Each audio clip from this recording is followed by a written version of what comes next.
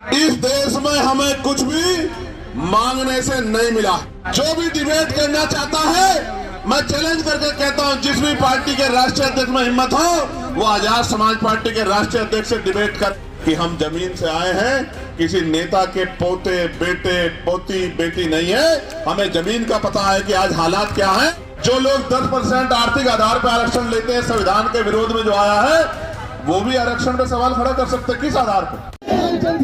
आप संघर्ष करो, हम तुम्हारे साथ हैं। चंद्रशेखर आजाद आप संघर्ष करो, हम तुम्हारे साथ हैं। चंद्रशेखर आजाद आप संघर्ष करो, हम तुम्हारे साथ हैं। जय जय जय जय जय भीम, जय भीम, जय भीम। चंद्रशेखर आजाद जी, ये तभी संभव होगा जब आप सुनोगे।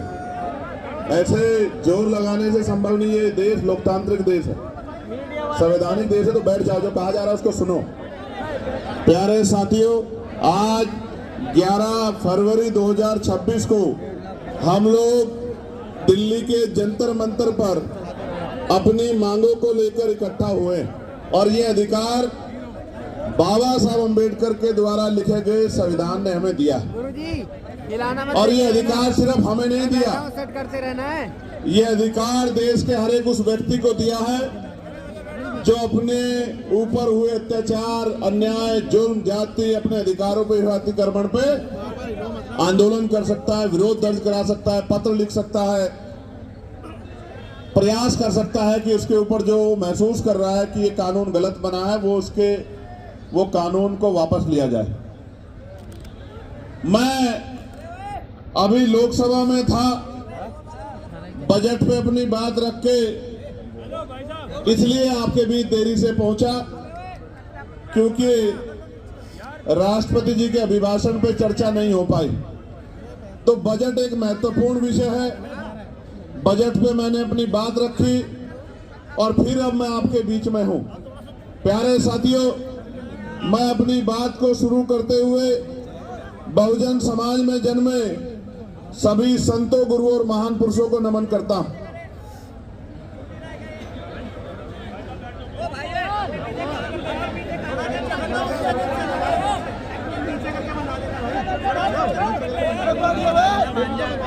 इसलिए नमन करता हूं क्योंकि मैं एक पढ़ा लिखा अधिवक्ता हूं, लोकसभा का सदस्य हूं, इस देश के इतिहास को जानता हूं और इतिहास से प्रेरणा लेकर ही आप अपने भविष्य को मजबूत कर सकते हैं, अपने वर्तमान को अच्छा बना सकते हैं।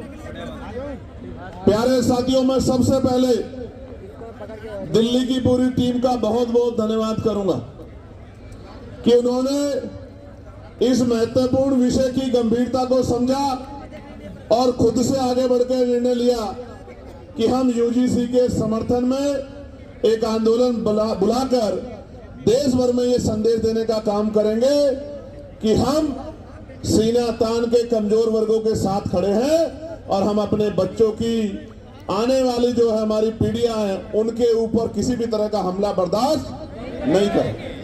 तो मैं और आप सब लोग दोनों हाथ उठा के दिल्ली की पूरी टीम को धन्यवाद करें कि उन्होंने ये हौसला जुटाया, उन्होंने ये हिम्मत जुटाई, उन्होंने हमें शक्ति दी, उन्होंने वैचारिक मजबूती को समझा और असल में उन्होंने सबसे बड़े इस दुख को समझा कि बहन पायल, भाई रोहित, बहन डेल्टा और तमाम हमारे बेटे बेटियों की जो शहादतें हुई हैं, संस्थानिक हत्या हुई है, आने वाली पीढ़ियों के हिस्से में ये जुल्म जाति ना आए। इसलिए मैं उनकी बड़ी सोच को भी बहुत बहुत धन्यवाद देता।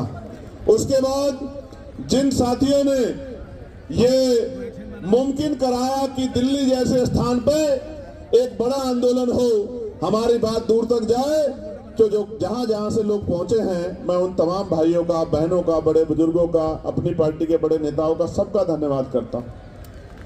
और जिनकी वजह से मैं लोकसभा में पहुंचा हूं, मैं उन भीम आर्मी आजाद समाज पार्टी के साथियों का और नगीना लोकसभा के समझदार लोगों का, नगीना लोकसभा बिजनौर जिले के साथियों का बहुत बहुत धन्यवाद करता हूं। प्यारे साथियों, इस आंदोलन की जरूरत क्यों पड़ी?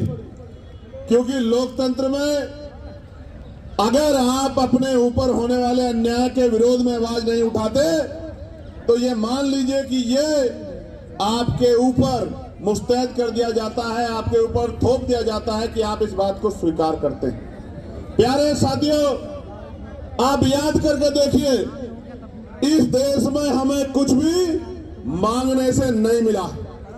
हर चीज के लिए हमारे अपने बीच के लोगों ने, जिनको आज हम महापुरुष के रूप में मानते हैं, उन्होंने संघर्ष किया है, अपना जीवन बलिदान किया है, अपने बच्चों का बलिदान दिया है, उन्होंने अपना सुख चैन त्यागा है। उसके कारण आज इस देश में कमजोर वर्गों के लोगों को हक और अधिकार मिलने का काम हुआ। प्यारे साथियों, मैं आज उदाहरण देके बताऊंगा, जो भी डिबेट करना चाहता है, मैं चैलेंज करके कहता हूं, जिस भी पार्टी के राष्ट्रीय अध्यक्ष में हिम्मत हो, वो आजाद समाज पार्टी के राष्ट्रीय अध्यक्ष से डिबेट करे, डिबेट करे।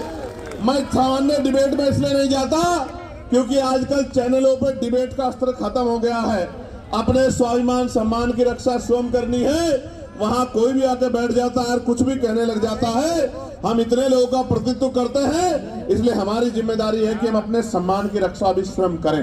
इसलिए मैं चैलेंज करता हूं कि जिनका भी प्रतिनिधित्व लोकसभा में है, उस पार्टी का कोई भी राष्ट्रीय अध्यक्ष यूजीसी के विषय पे हमसे डिबेट करे, और जो कमजोर वर्गों के विषय उन पर डिबेट करे, मुसलमानों के विषय में डिबेट करे, ईसाइयों के विषय में डिबेट करे, सिखों के विषय में डिबेट करे, बौद्धिस्टों के विषय में डिबेट करे, कर्मचारियों के विषय में डिबेट करे, किसानों के विषय में डिबेट करे, दलितों पिछड़ों के हक अधिकारों के विषय में डिबेट करे, तो हम उनको जवाब देके बताएंगे कि हम जमीन से आए हैं, किसी नेता के पोते बेटे पोती बेटी नहीं है। हमें जमीन का पता है कि आज हालात क्या हैं और लंबे समय से हालात क्या थे।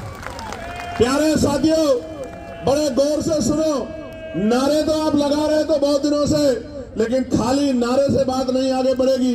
प्यारे साथियों, मैं जानता हूं शिक्षा के दरवाजे किसी और ने नहीं खोले। अगर राष्ट्रपिता ज्योतिबा फूले प्रयास नहीं करते तो आज हमारे तन पे ये कपड़े नहीं आते।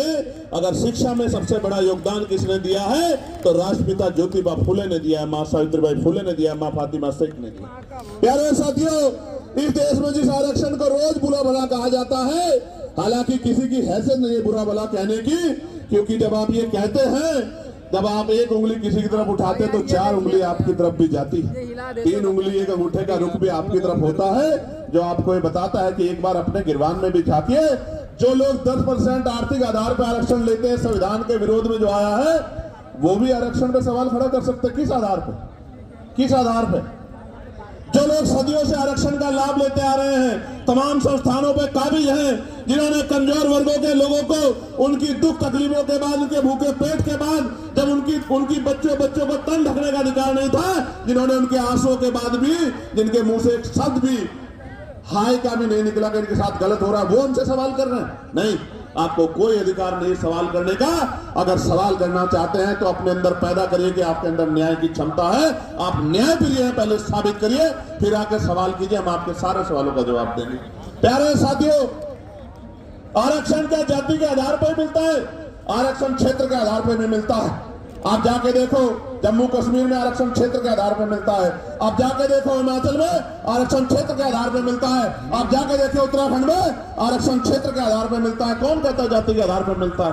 आरक्षण उनको मिलता है जो पीछे रह गए हैं, जिनका प्रतिनिधित्व कम है। और इस देश का मैं गारंटी से कहता हूं, कास्ट सेंसस करा के आप लोग डेटा उठा के लाइए, आइए डिबेट कीजिए और बताइए आपकी संख्या कम है। मैं गारंटी देता हूं, मैं चंद्रशेखर आजाद जो लोकसभा का सदस्य है और आजाद समाज पार्टी भीमान में कार्यकर्ता में वचन दे कहता हूं, अगर किसी विभाग में आपका आरक्षण कम हुआ, चाहे वो विधानसभा हो या लोकसभा हो या कोई भी विभाग हो, अगर आपका आरक्षण, आपका प्रतिनिधित्व कम हुआ, मैं वचन देकर कहता हूं कि दलित पिछड़ों की लड़ाई को पीछे छोड़ के पहले आपकी लड़ाई लड़ने का काम करेंगे। इस बात का मैं आपको विश्वास दिलाता हूं। मैं संविधान को मानने वाला व्यक्ति हूं, न्याय प्रिय व्यक्ति हूं, इसलिए आपसे कह रहा हूं, तो मगर सच का सामना तो करना ही पड़ेगा। इस देश में अगर आरक्षण आया सबसे पहले तो 1902 में आया, जिसको छत्रपति साहू जी महाराज ने लागू किया, किसी और ने लागू नहीं किया। पूर्वी वंश के छत्रपति साहू जी महाराज ने लागू किया, उससे पहले तमाम न्याय प्रिय लोगों पर था अवसर, उन्होंने लागू नहीं। इस देश में अगर वोटिंग राइट मिला, इस देश के बहुसंख्यक लोगों को, बालिग लोगों को वैश्विक मताधिकार मिला, सार्वभौमिक मताधिकार मिला, इसका श्रेय अगर किसी को जाता है तो वो बाबा साहब अम्बेडकर को जाता है। आपको इतिहास पढ़ना चाहिए। 1919 से पहले इस देश में बहुत कम % लोग वोट करते थे। मॉन्टेगो चेम्फो सुधार समिति बनी और सुधार समिति ने नए पैमाने तय किए कि वोट देने का अधिकार उनको मिले जो जमींदार हैं, जो भूमि जिनके पास बड़ी संख्या में है, जो लगान देते हैं, जो टैक्स देते हैं, जो बहुत पढ़े लिखे हैं, जो पूंजीपति हैं, जिनमें व्यापार है। आप इतिहास उठा के देखो, जिनको ने आंख ही या जिनको अपने अधिकारों का पता ही संविधान के आने के बाद लगा है, उनकी संख्या कितनी रही होगी, आप इस बात को महसूस करके देखें। तो इसलिए मैं कह रहा हूं कि कुछ भी मांगने से नहीं मिला। भारत ऐसा देश है जहां बाबा साहब अम्बेडकर ने जिस तरह आज हम इकट्ठा हुए बहिष्कृत हितकारिणी महासभा के बैनर तले ज्ञापन दिया, उस ज्ञापन के बाद साइमन कमीशन भारत आया और साइमन कमीशन जब भारत आया उनकी रिपोर्टों के आधार पर गोलमेज कॉन्फ्रेंस हुई और तीनों गोलमेज कॉन्फ्रेंस के बाद बाबा साहब अम्बेडकर ने यह सुनिश्चित करवाया कि कमजोर वर्गों के लोगों को भी वोट का अधिकार मिलना चाहिए। तब इस देश में, और आपको जान के खुशी होगी कि न्यायप्रिय चरित्र जिसे कहते हैं कि भारत पहला ऐसा देश है कि संविधान के लागू होने के साथ देश की महिलाओं को और गरीब और अमीर तमाम तबकों के लोगों को वोटिंग राइट मिलने का काम हुआ। ये काम अमेरिका नहीं कर पाया, ये काम जर्मनी नहीं कर पाया, ये काम यूरोपियन कंट्री नहीं कर पाई, ये काम इंग्लैंड नहीं कर पाया। ये काम अगर किसने किया कि महिलाओं को बराबर का अधिकार मिले, तो ये भारतीय संविधान में बाबा साहब अम्बेडकर ने किया। हिंदू कोड बिल पे इस्तीफा दिया जब महिलाओं को उनके अधिकार नहीं दिला पाए, पिछड़ों को उनके अधिकार नहीं दिला पाए। इसलिए हम तो लंबे समय से उपेक्षाओं से लड़ रहे हैं। मैं बात आपको क्यों बता रहा हूं, जब हम चारों तरफ देखते हैं तो मानना रामसु वर्मा दिखाई देते हैं, संत राम बी प्रजापति दिखाई देते हैं, मान्यवर काशीराम साहब दिखाई देते हैं, मान्यवर दीना भाना वाल्मीकि साहब दिखाई देते हैं। जब हम चारों तरफ देखते हैं संत गाड़गे जी महाराज दिखाई देते हैं, नारायणा गुरु दिखाई देते हैं। जब हम चारों तरफ देखते हैं बाबू सिंह दयाल चौरसिया दिखाई देते हैं, परमानंद लोधी जी दिखाई देते हैं, अवंतिका बाई लोधी जी दिखाई देती हैं, जलकारी बाई दिखाई देती है, तमाम हमारे महापुरुष और वीरांगनाएं दिखाई देती हैं। ये सब कौन है? इन्होंने हमारी बस्ती में जन्म नहीं लिया, इन्होंने हमारे जिले में जन्म नहीं लिया, इन्होंने हमारे प्रदेश में जन्म नहीं लिया, मगर हम अपने माँ बाप से ज्यादा इनका सम्मान करते हैं और इनके सम्मान पे खून की बूंद बूंद लगा सकते हैं। उसका कारण क्या है आप जानिए। उनका कारण ये है कि इन महापुरुषों ने अपने बच्चों को भी पीछे छोड़ दिया, इन्होंने हमारे लिए अपना पूरा जीवन जिया। इनकी वजह से आज हमें अधिकार मिला। इसका मैं उदाहरण बताता हूं। बाबा साहब अम्बेडकर ने अपने जीवन में 3 लोगों को गुरु माना। धार्मिक गुरु उन्होंने, न्यायिक गुरु के तौर पे उन्होंने महामानव तथागत बुद्ध को अपना गुरु माना। शिक्षा के क्षेत्र में उन्होंने राष्ट्रपिता ज्योतिबा फुले को अपना गुरु माना और अंधविश्वास पाखंडवाद को यानी कि विज्ञानवाद के तर्क के आधार पर बात करने के लिए उन्होंने गुरु कबीर जी को अपना गुरु माना। आप समझो, बाबा साहब ने राष्ट्रपिता ज्योतिबा फुले को गुरु माना, उनके दिखाए रास्ते पे चले, साहू जी महाराज के रास्ते पे चले। इसी वजह से वो सामाजिक न्याय की बात को मजबूती से रख पाए। कहां थे लोग जब इस देश में स्तन टैक्स लिया जाता था? कहां थे लोग इस देश में जब विधवा विवाह रोका गया था? कहां थे जब सती प्रथाएं होती थी? कौन खड़ा था इस बात को लड़ने के लिए जब महिलाओं को जिंदा जला दिया जाता था? वही महापुरुष खड़े थे जो समझते थे कि हर व्यक्ति के जीवन का मूल्य क्या है। प्यारे साथियों, बात मैं आपको क्यों बता रहा हूं कि हमारी पार्टी के नेता ये बात कह रहे थे कि भाई चंद्रशेखर आजाद पिछड़े वर्ग के लिए मैदान में आए, कोई नहीं आता। मैं उनको कहना चाहता हूं कि आप पिछड़े नहीं हैं, आप हमारे भाई हैं, हमसे पिछड़े हुए हैं। आप पिछड़े नहीं हैं, हम सब लोग पिछड़े हैं। आप हमारा परिवार हो, हमारे भाई हो, बस बिछड़े हुए हो, बिछड़ों को इकट्ठा करने के लिए हम लोग निकले। और आप ही नहीं, हर पीढ़ी शोषित वंचित, किसान कमेरा, वो चाहे बौद्ध हो, सिख हो, सामान्य जाति का भी कोई गरीब है, शोषित है, उसको भी हमारा अपना है, उसके लिए भी हम लोग खड़े हैं। मुस्लिम समाज के लोग, क्या हालत आज आपने देश में देखा?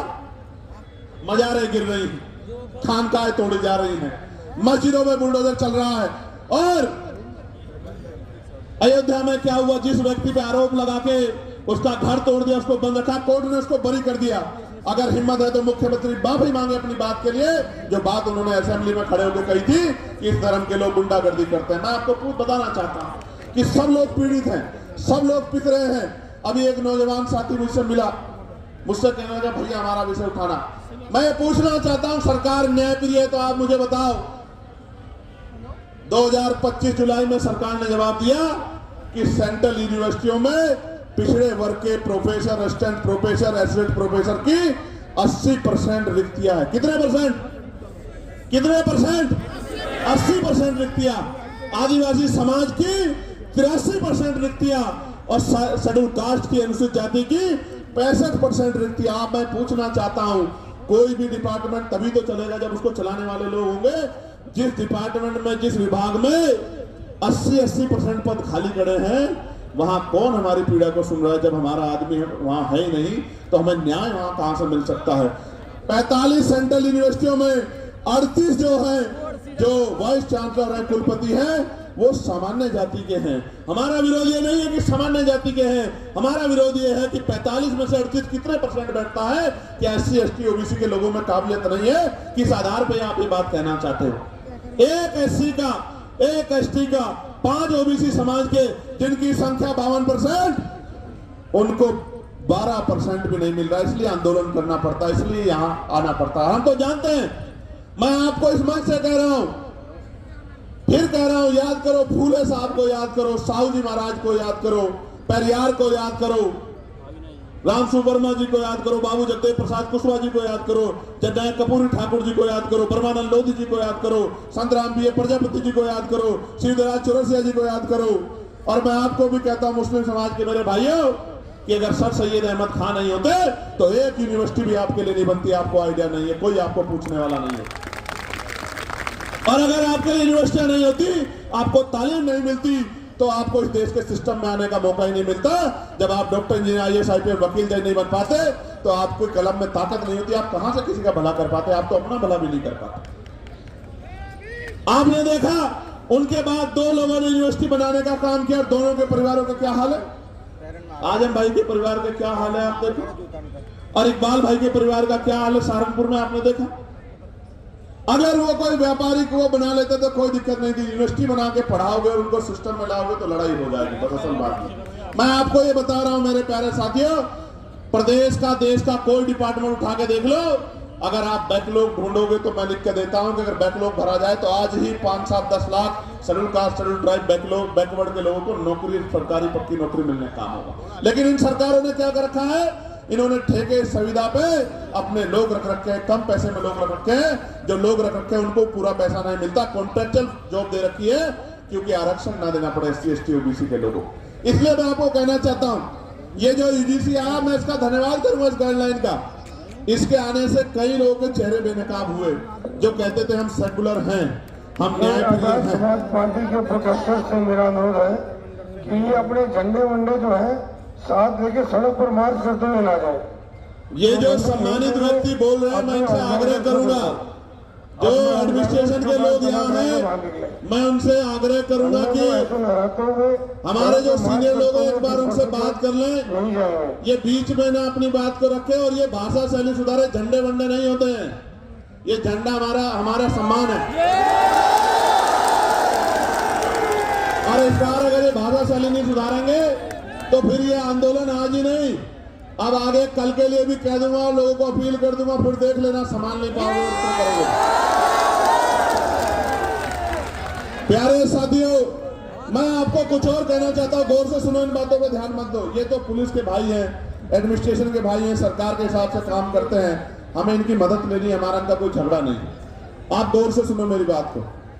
कई लोगों के चेहरे बेनकाब हुए, कई पार्टियों के चेहरे बेनकाब हुए, कई नेताओं के चेहरे बेनकाब हुए, कई सामाजिक संगठनों के चेहरे बेनकाब हुए, और सबसे ज्यादा बेनकाब अगर कोई नारा हुआ है तो वो नारा है जो नारा लग रहा था कि जात पात की करो विदाई, हिंदू हिंदू भाई भाई। वो नारा भी बेनकाब हो गया, वो नारा झूठा था। अगर वो नारा सच्चा होता तो मैं पूछना चाहता हूं कि जब मंडल कमीशन की बात आती है, जब SC, ST आयोग की बात आती है, SC, ST एक्ट की बात आती है, जब UGC की नई गाइडलाइन की बात आती है, तो आप आंदोलन क्यों करते हो हमारे खिलाफ? क्यों हमारे खिलाफ आंदोलन करते हो? क्यों आप हमारे खिलाफ आंदोलन करके सड़कें जाम करने का काम करते हो? क्यों आप आंदोलन करके, जो कहते थे कि प्रधानमंत्री हिंदू हृदय सम्राट है, उसी प्रधानमंत्री को बताओ कहा गया, नहीं कहा गया, कैसे कैसे शब्दों से नवाजा गया। तो जिस प्रधानमंत्री के राज में आपको ईडब्ल्यूएस मिला, उन्हीं प्रधानमंत्री को जब एक आपको काल्पनिक ऐसा लगा कि भाई हमारे बच्चों के ऊपर जो है जांच बैठ सकती है, उन पे जो है उन पे मुकदमा दर्ज हो सकता है, सिर्फ काल्पनिक, कोई मामला सामने नहीं आया। हम पे तो उदाहरण है, मैं बताऊंगा पूरी बात में, हम पे उदाहरण है, कोई मामला सामने नहीं आया तो आप आंदोलन करने चलाए। क्योंकि जब भी मंडल कमीशन कहां से हिंदुओं के खिलाफ था, मुझे बताओ। अगर मेरे भाइयों को कुछ मिल रहा है और मैं विरोध कर रहा हूं तो मैं कहां से उनका भाई हुआ, आप मुझे बताओ। देखो बहुत कुछ बेनकाब हुआ। बेनकाब ये हुआ है कि जाति सत्य है, जाति सत्य है और जाति को ठुकराया नहीं जा सकता। जिसको हिंदू अमर सम्राट कहते थे, उसी को जाति के आधार पर गाली देने का काम करते। इसका मतलब जब तक वो व्यक्ति आपका काम करेगा तब तक आप उसको पलकों बिठा के रखोगे। जैसे ही वो कोई और उनका रोल भी नहीं यूजीसी में, तो आप उनको गाली देने लग जाओगे। ये है जाति का सत्य। मैं और बताता हूं, हाथ कंगन को आरसी क्या और पढ़े लिखे को फारसी क्या। कल ही एक मामला हुआ एक बैंक में, 2 बेटियां थी। वो एक बेटी कहती है कि मैं ठाकुर और दूसरी बेटी वो ब्राह्मण समाज की है। मैं तो तमाम महिलाओं का सम्मान करता हूं, लेकिन आप देखो कि उन्होंने क्यों नहीं कहा कि मैं हिंदू हूं और दूसरी बेटी ने क्यों नहीं कहा मैं हिंदू। एक ने कहा मैं ठाकुर, दूसरे ने कहा मैं ब्राह्मण हूं, और दोनों अपने अपने समाज से समर्थन मांग रही हैं और दोनों के विरोध में एक दूसरे के समाज के लोग गाली बकने का काम कर रहे हैं। इसलिए मैं आपको बता रहा हूं कि वर्ग की बात ही नहीं है, ये बात जातियों तक जाती है जब आपके अधिकारों पे हमला होता है। और सबसे बड़ी बात देखो, जिनके बच्चों को जो बच्चे मर रहे हैं जिनके, क्योंकि 118% की वृद्धि हुई अपराध में। ये मैं नहीं कह रहा हूं, ये सरकार के आंकड़े कह रहे हैं, एजेंसियों के आंकड़े कह रहे हैं। 118% की वृद्धि हुई। और कानून की ये गाइडलाइन कैसे बनी? सुप्रीम कोर्ट ने ऑर्डर किया कि गाइडलाइन बनाओ यूजीसी को। यूजीसी ने गाइडलाइन बनाई, हमने नहीं बनाई। और उस गाइडलाइन में जैसे ही पिछड़े वर्ग के लोगों को जोड़ा, क्योंकि गाइडलाइन तो 2012 में बनी थी, 2012 में बनी थी, लेकिन जैसे ही पिछड़े वर्ग के लोगों को जोड़ा तत्काल विरोध शुरू हो गया। मैं आपको बताना चाहता हूं कि इस नारे के पीछे अगर कुछ है तो वो पिछड़े वर्ग के लोगों का विरोध है। इस बात को मेरी आप याद रखना। ये सरकारें, इनकी सोच पिछड़ा वर्ग विरोधी है। और हम इस बात को इसलिए लड़ रहे हैं क्योंकि हम जानते हैं कि राष्ट्रपिता ज्योतिबा फुले हमारे लिए लड़ रहे थे, छत्रपति साहू जी महाराज हमारे लिए लड़ रहे थे, ईवी पेरियार रामा नायकर स्वामी प्यारेलाल यादव हमारे लिए लड़ रहे थे, महामना रामसु वर्मा चौधरी महाराज सिंह भारती सर छोटूराम चौधरी चरण सिंह हमारे लिए लड़ रहे थे। इसलिए आज हम यहाँ सीना तान के खड़े हैं कि हम अपने भाइयों को अकेला नहीं महसूस होने देंगे, उनके साथ। प्यारे साथियों, यूजीसी की बात हुई है, मैं पूछना चाहता हूं कोई ऐसा प्रोटेस्ट बताओ जो यूजीसी के विरोध में हुआ हो और पुलिस ने उन पर लाठी चलाई हो। कोई एक विरोध आप मुझे बताओ पूरे देश के अंदर, या उनको पकड़ के खींचा हो, या उनके कार्यक्रम में इस तरह से माइक उठा के बीच बीच में कहा हो कि भाई आपके लोग कम है, आपके लोग ज्यादा, कभी हुआ क्या? लेकिन जैसे आप लोग आंदोलन करने आए, कहां बीएचयू में, कहां गोरखपुर यूनिवर्सिटी में, कहां लखनऊ यूनिवर्सिटी में, कहां जेएनयू में, कहां डीयू में, आपको पीट भी रहे हैं और पीट के उठा के बंद भी कर रहे हैं। क्योंकि जो समाज प्रभावी होता है, जिनके पास मीडिया होता है, जिनके अधिकारी होते हैं, जिनकी एजेंसियां होती हैं, जिनके पास वॉइस होती है, उनकी छोटी से छोटी बात भी लाखों मील तक दूर जाती है। और जिनकी आवाज नहीं होती उनको हत्या करके लटका दिया जाता है। तो चारों तरफ सुनसान, चारों तरफ इस तरह का चुप्पी होती है कि जैसे कुछ हुआ ही नहीं।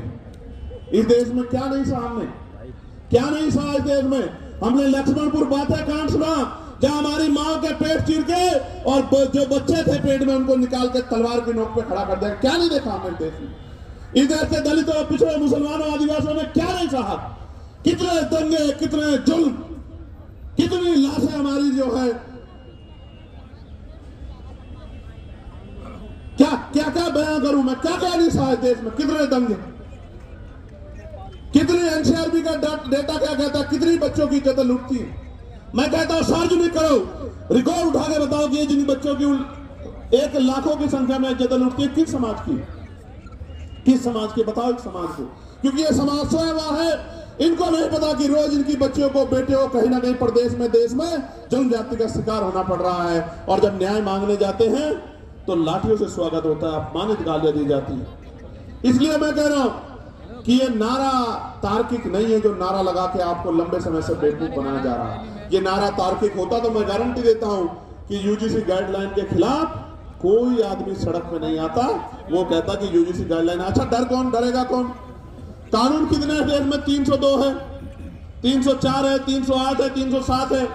कितने कानून है? इतने कानून बने हुए हैं, हर कानून का दुरुपयोग हो सकता है।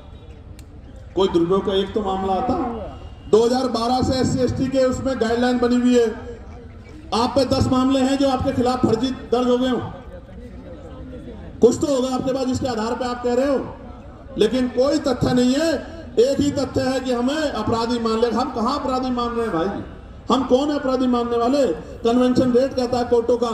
हम तो किसी को सवाल नहीं करते कि जब हायर जुडिशरी में, हाई कोर्ट में और सुप्रीम कोर्ट में हमारा रिप्रेजेंटेशन नहीं होता, हम तो तब भी सवाल नहीं करते। हम जैसा गूंगा बहरा कौन लोग होगा?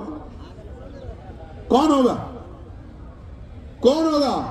हमसे ज्यादा सीधा सच्चा व्यक्ति तो इस देश में कोई भी नहीं होगा, जो जुल्म भी सहता है और चुप भी रहता है। जानवर भी अपने हक के लिए लड़ते हैं, हम लोग तो अपने हक के लिए भी लड़ पाते हैं। हमसे ज्यादा सीधा भोला कौन होगा? और इसी भोलेपन का फायदा लंबे समय से उठाया जा रहा है। प्यारे साथियों, इसका एक उदाहरण बताता हूं कि क्यों लड़ना पड़ता है। मध्य प्रदेश में 90 के बाद, जब मंडल कमीशन के बाद आरक्षण लागू हो गया पिछड़े वर्ग के लोगों को, तो आज भी वो भैया खड़ा है। 13% आरक्षण वहां, जो संवैधानिक 27% मिला है, उसमें से भी 13% मिलता है। वो रोज आंदोलन करते हैं। यही सुप्रीम कोर्ट उस मामले को, फाइल को नीचे दबा के रखता है। क्यों नहीं सुनता? जब आपने एक दिन पहले PIL दाखिल हुई और अगले दिन सुनवाई कर ली, तो हमें पीड़ा होती है कि जब 69,000 शिक्षक भर्ती का मामला उत्तर प्रदेश का सालों भर पड़ा रहता है कोर्ट में, जब 27% रिजर्वेशन का मामला सालों पड़ा रहता है और आप कभी सुनवाई नहीं करते हो। मेरे आज भी याद है जब डिमोशन हुए थे उत्तर प्रदेश में, एक पूर्व की सरकार थी, जब उनके निगरानी में डिमोशन हुए थे, इसी सुप्रीम कोर्ट ने कहा था कि पहले डिमोशन कराओ, उसके बाद हम सुनेंगे। मैं पूछना चाहता हूं, जब हमारे हकों की बात आती है तो क्यों चुप्पी थाम लेते हो आप? हम तो उम्मीद लगा के बैठे हो कि आप न्याय के देवता हो, आप न्याय की मूर्ति हो, आप न्याय करोगे। क्या ऐसा गाइडलाइन में? जिसने गाइडलाइन ना पढ़ी हो मुझे बताओ, क्या उसमें आर्थिक रूप से कमजोर वर्गों को उद्देशिका में नहीं जोड़ा गया? आर्थिक रूप से कमजोर वर्ग EWS में सारे सामान्य जाति के बच्चे, तो कैसे सामान्य जाति के खिलाफ हो गया? इसमें महिलाओं को जोड़ा गया है, इसमें दिव्यांगजनों को जोड़ा गया है, कैसे किसी के खिलाफ हो गया? और कहा गया कि भाई इसमें नोटिफिकेशन में ये नहीं रखा कि सामान्य जाति के प्रतिनिधि होंगे। मैं कहता हूं 38 जब कुलपति सामान्य जाति के हैं तो आपका रिप्रेजेंटेशन कौन कम कर देगा? जब इतना बैकलॉग है OBC SC/ST का, तो आप हमें तो गारंटी देता हूं, जो समता समिति बनेगी बनवा लो। OBC के ST के प्रोफेसर नहीं मिलेंगे आपको, असिस्टेंट प्रोफेसर, सीनियर प्रोफेसर मिलेंगे नहीं। आप, मेरा चैलेंज आप चेक करवा। तो इसलिए मैं कह रहा हूं, प्यारे साथियों, मंडल कमीशन आया था, मंडल कमीशन 2 सिफारिशें लागू हुई, अभी बाकी सिफारिशें चूकी हुई। कभी कोर्ट को नहीं लगता कि ये सिफारिशें लागू होनी चाहिए, कभी नहीं लगता, कभी नहीं लगता। और निजी क्षेत्रों में हम लोग पार्लियामेंट में बिल लेके आए, प्राइवेट मेंबर बिल, की निजी क्षेत्रों में SC/ST OBC के लोगों को आरक्षण मिलना चाहिए। क्यों मिलना चाहिए भी सुनो। निजी क्षेत्र बनता कैसे है? निजी क्षेत्र इस तरह बनता है कि सरकार जमीन देती है, 1 रुपए लीज पे हजारों बीघे जमीन, फिर उसको लोन देती है, फिर टैक्स में छूट करती है। इस तरह की छूट वो किसानों को, मजदूरों को, गरीबों को, अल्पसंख्यकों को, मुसलमानों को, आदिवासियों को नहीं देती। इतने सब प्रावधानों के बाद तब जाके वो प्राइवेट सेक्टर बनता है। तो जो सारा ही सरकारी पैसे से बना हो, सारा ही सरकारी जमीन पे बना हो, तो उसमें कमजोर वर्गों को हिस्सेदारी क्यों नहीं मिलनी चाहिए? कोई पूछने वाला है क्या? इसलिए हमने कहा कि निजी क्षेत्रों में भी आरक्षण की व्यवस्था होनी चाहिए। और आज इसकी देश की सच्चाई ये है, आपको जानना चाहिए देश की सच्चाई।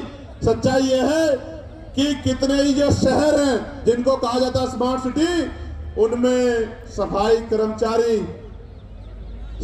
कर्मचारी सीवर में उतरते हैं, सीवर में मर जाते हैं। 7,000, 8,000, 9,000, 11,000 पे, 13,000 पे मजबूर है काम करने के लिए। मैं आपको जिम्मेदारी के तौर पर कहना चाहता हूं, जानबूझ के जाति के आधार पर ये काम दिया गया है और जाति के आधार पर इसके वेतन का निर्धारण किया गया है। पर की नौकरी छीन के ठेकेदारी सुविधा पे नौकरी देके आज भी हमारे लोग गटर में मरते। किसी को दुख क्यों नहीं होता? क्यों नहीं सुप्रीम कोर्ट संज्ञान लेता? एक मुख्यमंत्री असम का ये कहता है कि 5 की जगह 4 रुपए दो, इतना सताओ कि ये प्रदेश छोड़ के भाग जाए। जो वीडियो जारी करता है जिसमें सीने पे गोली मारने का जो है निर्देश दिया गया है, मैं पूछना चाहता हूं सुप्रीम कोर्ट सुमोटो क्यों नहीं लेता है? इस वायलेशन में सुप्रीम कोर्ट चुप क्यों है? हमारे नरसंहार पर सुप्रीम कोर्ट चुप क्यों है? इसलिए तकलीफ होती है कि जिस न्याय के मंदिर से हमें उम्मीद है वो न्याय का मंदिर हमारी तरफ नहीं देख रहा। इसलिए प्रोटेस्ट करना पड़ता है कि उस न्याय के मंदिर तक हमारी भी तकलीफ जाए, हमारी भी पीड़ा जाए। हम भी इस देश के लोग हैं, हम भी देश में टैक्स देते हैं, हम भी देश को सींचते हैं, हम भी देश की बिल्डिंगें बनाते हैं, हम बड़े बड़े शहरों की बिल्डिंगें बनाते हैं, उसमें हमारा पसीना लगता है न्यूनतम वेतन मजदूरी पे, और मजदूरी मांगने पे हत्या भी होती है। हम ही देश की बिल्डिंगें बनाते हैं, हमारे पसीने खून से बिल्डिंगें बनती हैं। हमारी माएँ, हमारी बहनें, हमारे बच्चे पेट पे जो है हमारी माए बच्चे बांध के इस बिल्डिंगों में ईंटें चढ़ा चढ़ा के मशीनरी तो आ जाइए, इस देश को मजबूत करने का काम करते हुए बड़ी बड़ी बिल्डिंगें बनाती है। इन बिल्डिंगों में हम पे रहने के लिए स्थान नहीं होता है। ये सब हमारे सामने।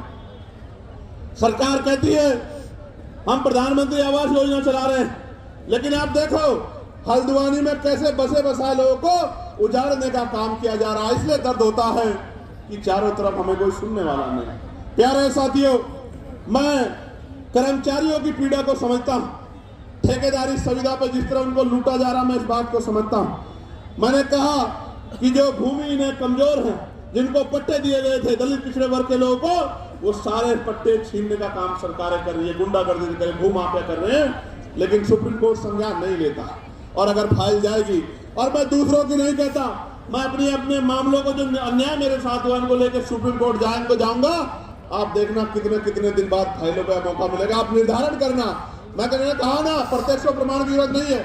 मैं भी जाऊंगा सुप्रीम कोर्ट बहुत जल्दी, अगले 10 दिन के अंदर। मैं देखूंगा कि हम कमजोरों की पीड़ा को भी इस तरह सुना जाता है क्या? जब सरकार हम पे जुल्म करती है, जब सरकार हम पे अन्याय करती है, निर्दोष होते हमें जेल भेजने का काम करती है, हम पे रासुकाएं लगाती है, हमारे बच्चों को पीटने का काम करती है, हमारी हड्डियां तोड़ने का काम करती है, हमें करंट लगाने का काम करती है, तो ये सुप्रीम कोर्ट हमारी पीड़ा को भी सुनता नहीं सुनता। मैं जाऊंगा आपको। प्यारे साथियों, आज इस देश में शिक्षा बाजार बन गई है, शिक्षा बाजार बन गई है। गरीब आदमी अपने बच्चों को अच्छी पढ़ाई नहीं दिला सकता है, कोई पूछने वाला नहीं है। बच्चे पढ़ेंगे नहीं तो आगे कैसे जाएंगे? और जो चला जाता है वो हिंसा का शिकार हो जाता है, जातीय भेदभाव का शिकार हो जाता है। मैं दूर नहीं जाता, कहते हैं ना कि भाई उदाहरण की जरूरत पड़ती है। मीडिया के साथी यहाँ हैं। वर्ष 2012 में वर्धमान जो अब सफदरजंग है, महावीर मेडिकल कॉलेज में SC/ST समुदाय के MBBS कर रहे छात्रों को फिजियोलॉजी के लिखित टेस्ट में जाति देखकर जानबूझ के फेल किया गया। आरोप लगे, जांच हुई और आपको जान के अचरज होगा, छात्रों की शिकायत पे जब दर्ज हुई, सरकार ने कमेटी बनाई जिसका नाम था मुंगेकर कमेटी। मुंगेकर कमेटी की जांच में पता लगा कि SC/ST के बच्चे के पेपर पे अंकित जाति देख के चुन चुन के फेल किया गया। तो हमारे मन में सवाल क्यों ना पैदा हो कि हमारे साथ कास्ट बेस्ड डिस्क्रिमिनेशन होता है। और ऐसा ही नहीं, कमेटी की रिपोर्ट पे कोर्ट ने उन छात्रों को मात्र पास ही नहीं किया, दोषियों के खिलाफ 10-10 लाख रुपए का मुआवजा देने के लिए आदेश दिए, दोषियों पे कार्रवाई की। मैं इसलिए आपसे कह रहा हूं कि होता है डिस्क्रिमिनेशन, कास्ट बेस्ड डिस्क्रिमिनेशन होता है, इसीलिए तो हम कह रहे हैं। और हमने थोड़ा ही गाइडलाइन बनाई, हमारी पीड़ा को आपने कहां सुना? सुप्रीम कोर्ट के आदेश को आपने सुन के गाइडलाइन बनाई। मैं धन्यवाद करूंगा कि उन गाइडलाइनों को हमारे पढ़े लिखे लोगों ने पढ़ा। भाई देखो, 2 तरह का समाज है अभी। एक वो जो हाशिए पे गांव में रहता है, लेकिन वो मेहनत मजदूरी करके उनके पिताजी भी अपने बच्चे को यूनिवर्सिटी भेजने का काम कर रहे हैं। यूनिवर्सिटी क्यों भेज रहे हैं? कि मेरी गरीबी, बेबसी, लाचारी, परेशानी, बीमारी, तकलीफों को ये मेरा बेटा पढ़ लिख के doctor, engineer, IAS, IPS professor बन के 2 रुपए कमा के सम्मान का जीवन खुद भी जिएगा, मेरी तकलीफों को भी दूर करेगा, मेरे दरिद्र को भी काटेगा। वो बच्चा पढ़ने आता है लेकिन वो उत्पीड़न का शिकार हो जाता है। और ये मैं नहीं कह रहा हूं, ये एजेंसियों की रिपोर्ट कह रही है, इसलिए इस आधार पर गाइडलाइन बनी है। प्यारे साथियों, बातें तो बहुत है कहने को, लेकिन मैं ये कह रहा हूं, ये सच है कि जहां आपकी आवाज नहीं होगी वहां सुनवाई नहीं होगी। इसलिए आपको अपनी आवाज को मजबूत करना पड़ेगा।